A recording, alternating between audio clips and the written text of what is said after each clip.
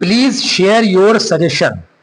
Recently, my car got accident and there is no loan. Insurance company declared it as total loss and shared the mobile number of salvage on phone, not on email. I hand over the car to scrapper. I am new in this process. Is it fine? I hand over the car to scrapper first, then proceed for RC cancellation. I am worried if RTO officer come for verification, the car will be not available and it is already scrapped.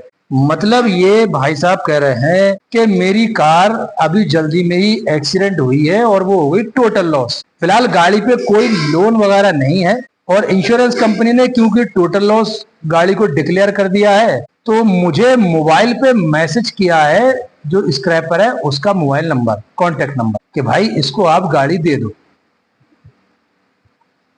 और कह रहे हैं भाई कि मैं नया हूं इस प्रोसेस में, क्या ये ठीक है कि आरसी कैंसिल होने से पहले पहले मैं उसे गाड़ी हैंड ओवर कर दूं? पता लगा कल को आरटीओ ऑफिसर यानी आरटीओ से कोई बंदा अगर गाड़ी की वेरिफिकेशन करने आ रहा है कि गाड़ी कहाँ है दिखाओ, तो गाड़ी तो वहां पे है ही नहीं क्योंकि मैं उसे दे चुका हूं। तो फिर उस कंडीशन में क्या होगा? तो ये तरीका सही है कि आरसी कैंसिलेशन होने से पहले पहले गाड़ी को स्क्रैपर को दे देना, या गलत है? ठीक है, बढ़िया सवाल है भाई का। तो ये मत समझना कि ये वीडियो पर्टिकुलर एक बंदे को डेडिकेट कर रहा हूं, ये सबके लिए है वीडियो। और अक्सर ऐसा होता है, 70 to 80% ऐसे केसेस होते हैं जहां पे सर्वेयर ने नंबर दे दिया बंदे को, गाड़ी वाले का, सॉरी कबाड़ी का, कि भैया गाड़ी उठाने के लिए ये आ रहे हैं और आप गाड़ी इनको दे देना और ये आपको ये इतना इतना पैसा दे देंगे, आपकी गाड़ी इतने रुपए में सेल हुई है। कोई आपके पास एविडेंस नहीं होता है, कुछ भी नहीं होता है। अगर आपको भी इस टॉपिक पे जानकारी हासिल करनी है तो वीडियो पे आपको बिना स्किप किए अंत तक बने रहना है, भले वीडियो थोड़ा सा लंबा हो जाए। देखिए भाई, यूसी टेक्निकल का एक ही फंडा है, एक ही मकसद है, एक ही मोटिव है, एक ही एम है कि भरपूर तरीके से क्लेम भी पाओ और अपना पैसा भी बचाओ।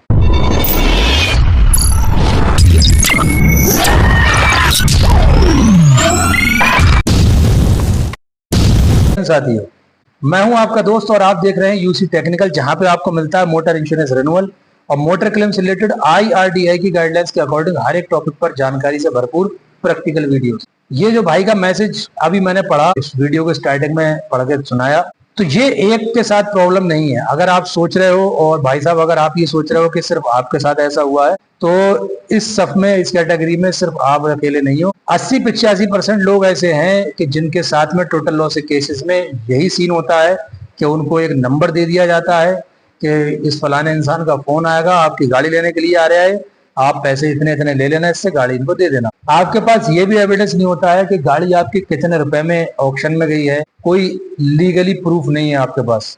वर्बली आपको बताया जाता है कि गाड़ी आपकी 50,000 में जा रही है, कि 5 लाख में जा रही है, कि 1 लाख में जा रही है। तो इस कंडीशन में क्या किया जाए? क्या गाड़ी को पहले ही हम कबाड़ी को दे दें, उससे कोई दिक्कत तो नहीं होगी, बाद में आरसी कैंसिलेशन करवाएं? तो भाई ये सवाल ही अगर आप कर रहे हो तो फिर माइंड मत करना। मुझे लगता है कि आप लॉजिक किसी चीज में नहीं देखते। देखिए, अगर हम कोई भी गाड़ी, अपनी गाड़ी हम सेल करते हैं, अपनी गाड़ी खुद हम कहीं सेल करते हैं सेकेंड हैंड गाड़ी, तो हम उससे शर्त रखते हैं कि भाई गाड़ी अगर तू नाम में कराएगा अपने, तभी तो ये गाड़ी हम देंगे, अदरवाइज हम गाड़ी आपको नहीं दे सकते। क्यों?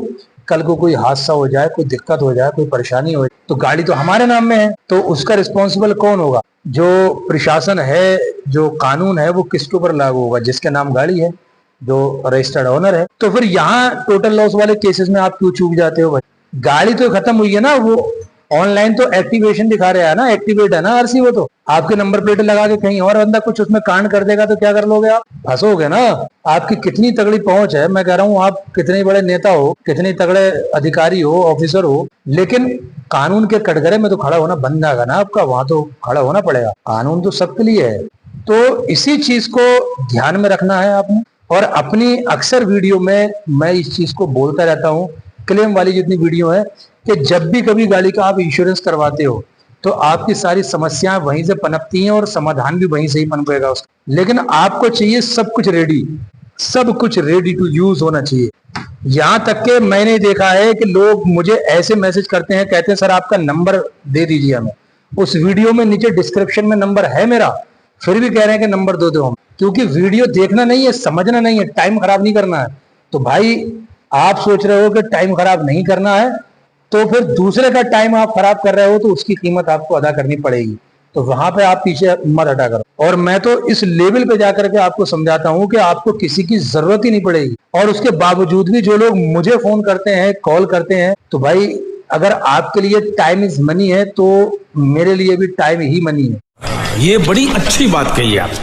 मैं अपनी वीडियोस में ये कहता हूं कि भाई जब भी इंश्योरेंस आप करवा रहे हो तो अपने कॉन्टैक्ट्स खुद के वहां पे रखो। वो चाहे मोबाइल नंबर हो, चाहे ईमेल आईडीज हो, वो ईमेल आईडी जो वर्किंग में हो, वो मोबाइल नंबर जो वर्किंग में हो और रहे आपके पास हमेशा, कम से कम 1 साल तो रहे जब तक कि वो इंश्योरेंस वैलिड है। अक्सर लोग क्या करते हैं, जहां पे ब्लाइंड ट्रस्ट होता है, सपोज मुझे कोई बंदे जानते हैं और मेरे पर बहुत ज्यादा विश्वास करते हैं, उन्होंने कहा मेरी गाड़ी का सर इंश्योरेंस कर दो, रिन्यूअल होना है। मैंने इंश्योरेंस रिन्यूअल किया, वेरिफिकेशन के लिए या किसी भी चीज के लिए मैंने ईमेल वगैरह अपना डाल दिया, मोबाइल नंबर अपना डाल दिया। बहुत सारे पॉलिसी ऐसी आती है भाई मेरे पास, मैं तो काम कर रहा हूँ ना, मेरा तो वर्कशॉप है, काम कर रहा हूँ, कि जिसपे एजेंट का मोबाइल नंबर और ईमेल आईडी पड़ा होता है। इंश्योर्ड पर्सन को कुछ भी मालूम नहीं होता है। क्या बात कर रहे हैं? अब यहाँ पे आ जाता है गाड़ी के ऊपर क्लेम। तो जितनी भी अपडेट्स आएंगी ऑटोमेटिकली आपको सर्वियर नहीं बता रहा है, वर्कशॉप वाला नहीं बता रहा है, नो प्रॉब्लम। आपका अगर मोबाइल नंबर या ईमेल आईडी वहां अपडेट है तो ऑटोमेटिक जो क्लेम का प्रोसेस है वो आपको टाइम टू टाइम अपडेट होता रहेगा। कब होगा? जब आपके कॉन्टैक्ट्स वहां पे रजिस्टर्ड होंगे इंश्योरेंस पॉलिसी में। तो सबसे पहला काम तो आपने ये करना है कि अपने कॉन्टैक्ट्स को जब भी रिन्यूअल हो तो करे। जैसे कि भैया ने मैसेज में लिख के भेजा, हर आदमी लिख के यही भेजता है मुझे तो यार कि मेरा फर्स्ट टाइम है। तो फर्स्ट टाइम है तो भाई उसके लिए प्रिपेयर रहो, आप तैयार रहो। आप ये मत सोचो कि आप गाड़ी सही चला रहे हो, आप ही तो सही चल रहे हो ना, सामने आने वाला थोड़ी ना सही चल रहा है। क्या पता कौन दीवाना आ रहा है सामने, बढ़ जाए आपसे आगे। आप सही चल रहे हो, सामने वाले तो गलत ही चलेगा।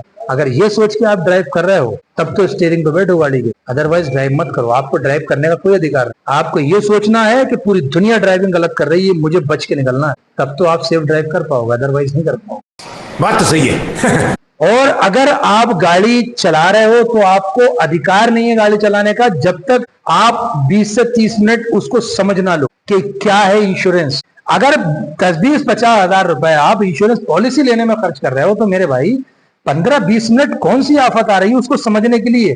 मान लो मुझसे इंश्योरेंस आपने करवाया तो मुझसे पूछो भाई, कोटेशन पे ही पता कर लो कि कल को एक्सीडेंट मेरी गाड़ी के साथ हो जाता है तो इसमें क्या प्रोसेस रहेगा, कैसा सेटलमेंट रहेगा। रिपेयरिंग में गाड़ी आती है तो क्या प्रोसेस रहेगा, गाड़ी टोटल लॉस होती है तो क्या प्रोसेस रहेगा। मैं किसको ढूंढता फिरूंगा भाई? मुझसे इंश्योरेंस आपने कराया है, अभी मैं बैठा आपके सामने वीडियो बना रहा हूँ, बात कर रहा हूँ, क्या मालूम नेक्स्ट वीडियो बनाने तक मैं जिंदा रहूंगा कि नहीं रहूंगा। मौत ही सच है और बाकी सब झूठ है। और मजे की बात यह है ये किसी को पता नहीं है कि कब आनी है। ये बड़ी अच्छी बात कही आप।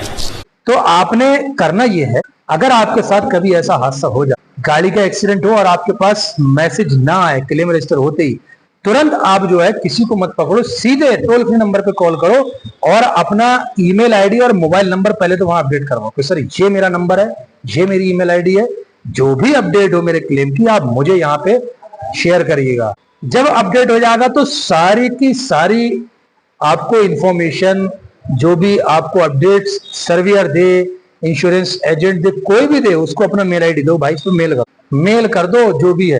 तो मेल जब आता है ना इसका, जब टोटल लॉस गाड़ी क्लियर हो जाती है और जब उसका वैल्यूएशन क्लियर हो जाता है तो मेल में साफ साफ लिखा होता है कि आपकी ये पॉलिसी नंबर है, इसके तहत टर्म्स एंड कंडीशंस को ध्यान में रखते हुए कि आपकी गाड़ी का टोटल क्लेम हुआ इतने रुपए का, सालवेज जो रेक वैल्यू है, जो ऑक्शन हुआ, वैल्यूएशन लगा, जो कबाड़ वाला खरीद रहा है उसको, उसका इतने रुपए है, और साहब इतने रुपए ये कबाड़ी आएगा गाड़ी लेने, और ये उसका नंबर है, ये नाम है, यहाँ का रहने वाला है, इसको आप कांटेक्ट कर लो और या वो आपको कांटेक्ट कर लेगा और ये गाड़ी उसको दे देना, इतना पैसा ये देगा, बाकी का जो बचा है ये हम आपको डायरेक्टली आरटीजीएस या नेफ्ट जो भी है वो हम आपको दे देंगे। ये होता है तरीका।